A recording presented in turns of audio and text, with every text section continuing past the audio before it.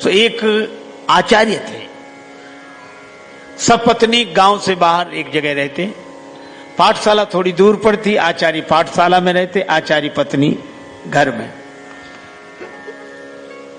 उनका एक नियम था, दूसरे दिन का संग्रह नहीं करते थे। आज के लिए जो है ठीक है, जरूरत है तो आज के, कल भगवान देंगे। जब भगवान ने कहा नित्याभियुक्ता नाम, और जब भगवान कह रहे कि नित्य हम व्यवस्था करेंगे तो हम काहे को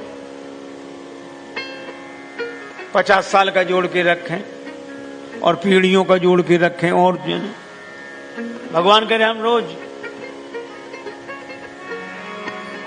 नियम बड़ा अच्छा चल रहा था, लेकिन भगवान कभी कभी परीक्षा भी लेते हैं। दीपावली के एक दिन पहले एक बालक आया कि ये कल के लिए रख ले। बोले नहीं गुरुजी नाराज होंगे, कल के लिए नहीं रखते, आज कल दीपावली, कोई बात नहीं। आचार्य जी आए, आचार्य पत्नी ने कहा कि कल के लिए कुछ का सोचना ही नहीं है, व्यवस्था होगी। आचार्य चले गए पाठशाला में। दीपावली का दिन, सुबह दोपहर शाम कोई नहीं आया, भूख के मारे, और नियम टूट गया आज। अब गुरुजी ने अपने मन को बहुत समझाया, लेकिन पंजाबी में लोग बोलते ना, पेट न पैया रोटियां तो सब्बे गल्ला खोटियां। भगवान को बहुत मानते थे, लेकिन भूखे। शाम को होने लगा कि नहीं नहीं गीता ठीक नहीं लिखा, सो पेंसिल उठाई और गीता के उसी श्लोक को काट दिया।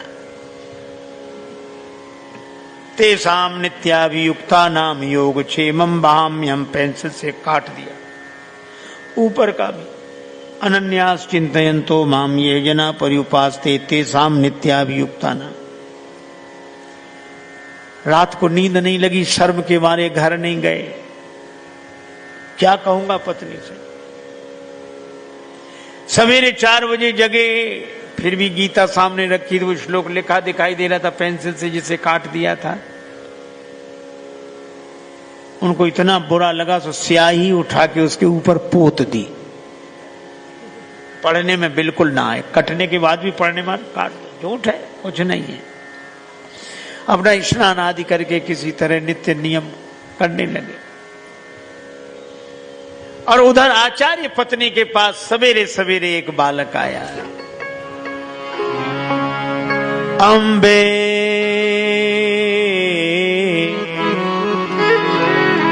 अम्बे अब के मोही उबारो, अम्बे अब के मोही उबारो,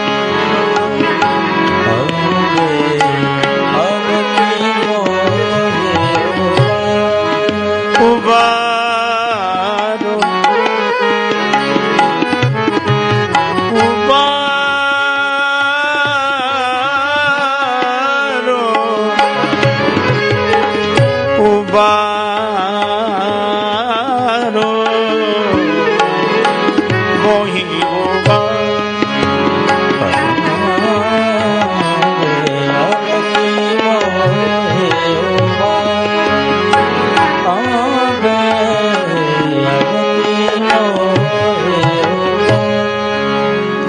सब सामग्री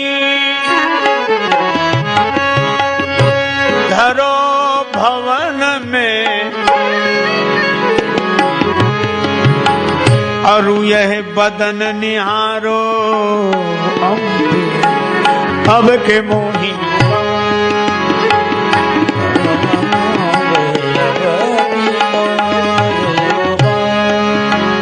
एक बालक सिर पर गठरी रखे कह रहा था, मां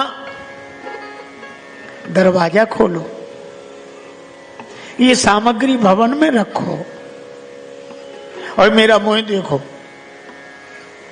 आचार्य पत्नी ने दरवाजा खोला, देखा एक बालक सिर पे गठरी रखे खड़ा है। उसके शरीर पर निशान है, मुख काला है। बेटा तुम्हारी यह दशा किसने की? पोटली तो रखकर आचार्य पत्नी गोद में लेकर पूछने लगी, किसने की? दूर बसत मम गांव से गांव तुम्हारो, मुझे देर हो गई, मेरा गांव आपके गांव से दूर है, मैं आ नहीं पाया कल। और गुरुजी इतने नाराज हुए, भूखे रहे एक दिन गुरु, एक दिन भूखे रहे, भूखे रहे एक दिन गुरु, शिष्य पे सब रोष उतारो। शिष्य पर पूरा क्रोध उतारा। ये देख रही हूं निशान, साटन मार महा दुख दीनो, मुख कर दीनो कारो। ये मुझको मारा, मुख काला कर दिया। आचार्य पत्नी रोने लगी, बालक को गोद में बिठाया, बेटा गुरुजी वृद्ध हैं, शिकायत मत करना और मन में दुर्भाव मत रखना। आचार्य पत्नी ने उसका मुख धोया, काली में हटी, खिला पिलाकर प्रसन्न करके भेजा।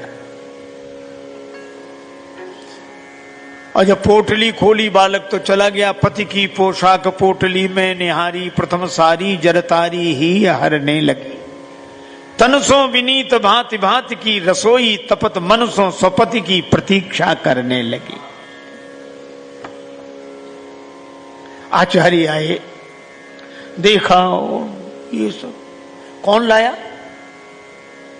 आचार्य पत्नी तनिक रुष्ट होकर बोली, कौन लाया? वही लाया जैसे नन्हे से बालक को आपने ऐसी सजा दी।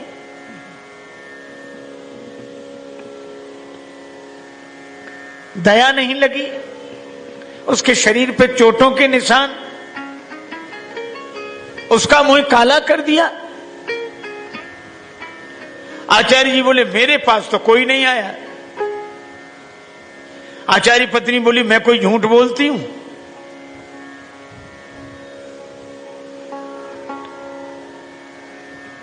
मैंने खुद उसके मुख की कालिक पोती हटाई, पता नहीं कौन सी कालिक लगाई थी। उसके मुख की कालिमा तो दूर हुई, पर बड़ी मुश्किल से, और हमारे हाथ तक काले हो गए। और ऐसा कह के आचार्य पत्नी ने अपने दोनों हाथ आचार्य के सामने कर दिए, देखो ये कालिमा। और जब आचार्य पत्नी ने अपने दोनों हाथ उनके आचार्य के सामने रखे तो उस कालिमा में स्पष्ट लिखा दिखाई दे रहा था, अनन्यास चिंतयन्तो माम।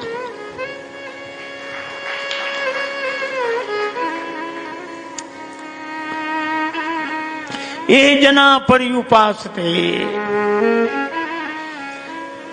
तेषां नित्याभियुक्ता नाम योग क्षेमं वहाम्यहम्।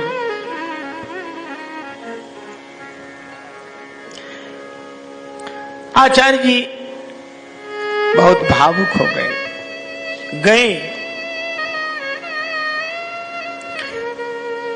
श्री गीता जी की 108 परिक्रमाएं की